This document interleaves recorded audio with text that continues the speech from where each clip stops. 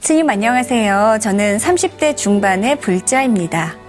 단도직입적으로 스님께 좀 여쭙고 싶습니다. 스님, 삶이 재밌고 즐거우려면 어떻게 해야 됩니까? 사실 저는 제 스스로가 싫고요. 온통 주변도 마음에 들질 않습니다. 이른 아침 콩나물시루 같은 지하철 출근길에 사람들도 싫고 어깨 세우며 잘난 척하는 회사 동료도 꼴보기 싫고요. 친구 좀 만나랴, 결혼은 안 하냐며 저만 보면 잔소리 폭격 날리는 저희 엄마도 싫고 이기적인 여동생도 싫고 아무튼 모든 게 싫습니다. 거리에 나가면 근데 뭐가 그렇게 즐거운지 웃음이 떠나질 않는 사람들을 보면 직접 물어보고 싶어요. 뭐가 그리 즐겁느냐고, 어떻게 하면 즐겁게 살 수 있느냐고 말이죠. 아직 인생의 날들이 참 많이 남아있는데요. 정말 어떻게 살면 즐겁고 재밌게 살 수 있는 건지 정말 궁금해서 사연 남겨봅니다.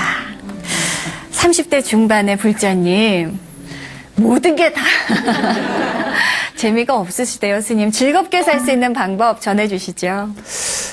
문제는 즐겁게 살려고 하는 게 문제인 것 같아요. 열심히 살다 보면 거기엔 즐거운 것도 있고 괴로운 것도 있고 당연한 게 있잖아요. 네네. 살다 보면 만들어지는 부분인데 좋은 것만 보려고 하니까 문제가 되는 거거든요. 그래서 옛날에 이제 제가 그 출가를 했을 때 내가 우리 큰 스님에게 한번 이렇게 여쭌 적이 있어요. 큰 스님 어떻게 하면 빨리 도를 이룰 수 있습니까? 물었거든요. 그랬더니 그 빨리라는 거 빼면 된다 그러시더라고요. 즐겁게 살려고 하는 사람이 즐거움이라는 것을 너무 자극적으로 추구하니까 즐거운 게 없는 거예요. 소욕지족하라는 말이잖아요. 적은 만족으로서 거기에 즐거움이 있어요. 내가 열심히 일하다 보면 그 목표가 생기고 목표가 생기다 보면 거기서 행복이 있는 거거든요. 이분 같은 경우는 그런 목표가 없는 삶을 살고 있는 거예요.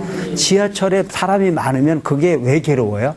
지하철에 사람이 많으면 나하고 같은 사람 많구나라고 생각하면 우군이잖아요. 근데 꼭 보면 지는 출근하는데 딴 사람은 놀러 오는 거라고 생각하니까 문제가 되는 거죠. 이유가 있으니까 그 자리에 있겠지라고 하는 쪽으로 생각을 해서 나도 아침에 이렇게 열심히 출근하고 나도 지하철을 통해서 출근하지만 나와 비슷한 사람도 많구나라고 생각할 필요가 있는 거잖아요. 그러니까 우리가 사는 세상이 즐거움만을 만들어내는 세상이 아니에요. 네. 그래서 부처님께서 우리에게 말씀하신 게 뭐냐면은 일체 중생은 고해 중생이라고 그러거든요. 고통의 삶을 우리는 받으러 왔어요. 근데 그 고통이라고 하는 부분을 통해서 거기에 즐거움이라는 자체가 조금 섞여 있을 뿐이야. 근데 그 즐거움이라고 하는 부분을 통해서 희망이라는 부분을 가지고 이런 꿀도 떨어지니까 영원히 꿀 떨어지는 세상을 가기 위해서 노력하는 게 우리가 수행입니다. 고통이라고 하는 부분이 없으면 구태여 여기에 머물러 살지 여기서 벗어나고 싶은 생각이 없잖아요. 고통이라고 하는 부분은 때로는 약일 수 있습니다. 이렇게 고통스러우니까 이 고통으로부터 벗어나야지 라고 하는 부분을 통해서 선을 추구할 수 있는 부분이 방법이 필요한 거겠죠. 예를 들어서 우리의 삶이 봄, 여름, 가을, 겨울이 없으면은요 사람이 게을러질 수밖에 없어요. 항상 따뜻한 나라에서는 열심히 일할 이유가 없잖아요. 왜? 얼어 죽을 일이 없으니까. 굶어 죽을 일이 없으니까. 그렇게 열심히 할 필요가 없어요. 그런데 우리는 열심히 봄부터 열심히 노력해서 쌓아놓지 않으면 겨울에 굶어야 되잖아요. 그게 열심히 버는 거야. 이것이 우리를 때로는 세상에 1년 365일이 따뜻하기만 하면 좋겠지라고 생각하지만 거기 나름대로의 괴로움이 있는 거거든요. 그래서 남의 떡이 항상 커 보이는 것이니만큼 현실의 삶이라는 자체는 고통으로 일관하지만 그 고통이라는 자체가 미래를 만들어내기 위한 희망의 디딤돌이 될 수 있다는 생각을 가지고 나만 그런 것이 아니고 모두가 다 그런 것이다. 그런데 우리가 보면 이 세상을 어떻게 하는 거예요? 절대적인 게 없는 거예요. 이것이 행복이다라고 줘봐도 지가 행복이 아니라면 아닌 거죠. 이것이 고통이다라고 얘기해도 그것이 고통이 아니라고 느끼면 고통이 아닌 거잖아요. 똑같은 꽃을 보더라도 아름답게 보는 사람이 있는가 하면 그 꽃이라도 감정이 없이 보는 사람이 있잖아요. 아름답게 보는 사람에겐 행복이 있는 거고 그것이 의미 없이 보는 사람에겐 행복이 없는 거예요. 누가 그러라고 해서 그러는 게 아니지 않습니까? 내가 스스로가 만들어가는 것이 세상이라고 하는 거죠. 똑같은 드라마를 보고도 눈물을 흘리는 사람이 있어요, 없어요? 있어요. 작가가 눈물을 흘리라고 하면 흘리면 되는 거지. 저건 내 생각하고 달라. 그러면 본인은 별로 의미가 없는 거잖아요. 똑같은 코미디를 보고도 그 코미디언이 나와가지고 웃기면 그냥 웃으면 되잖아요. 그런데 그냥 본인 스스로는 하나도 안 웃긴다고 안 웃겨졌으면 저만 손해지. 그러니까 있는 그대로의 세상을 잘 받아들이는 사람은 행복한 사람이요. 거기에 감정이 없는 사람은 행복이 하지 않은 부분이다. 내가 볼 때 이분이 특별히 불행할 이유도 없는 사람이에요. 단지 감정의 문제가 있는 사람이다. 그러면 세상을 보는 방법을 달리할 필요가 있는 거겠죠. 감정이 없다면 감정을 일으키려고 자꾸 애를 쓰고 나한테 문제가 있다고 좀 생각을 했으면 좋겠다. 근데 지금 보면 모든 부분이 문제를 어디에 있다고 그러냐면 상대한테 있대요.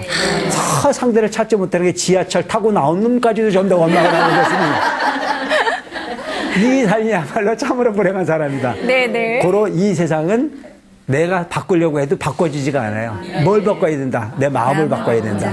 마음을 바꾸는 데가 필요하거든. 구인사로 오세요. 네.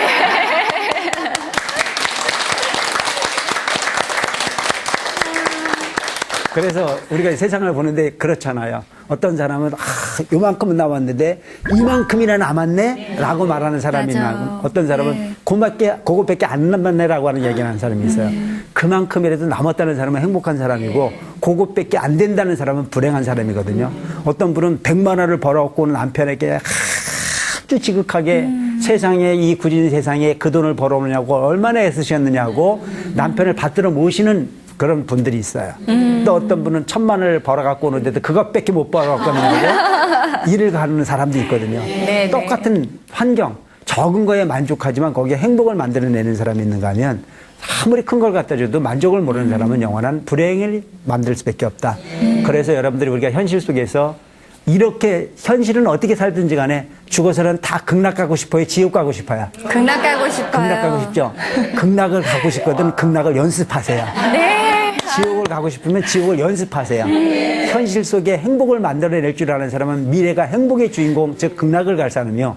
현실 속에 만족이 없는 사람은 죽어서 극락을 가고 싶어도 꼭 못 가고 본인이 가고 싶은 지옥을 갈 겁니다. 이 세상은 심즉시불해라. 마음이 즉 부처라고 하는 사실을 잊지 않는 불자가 됐으면 좋겠습니다. 명심하겠습니다.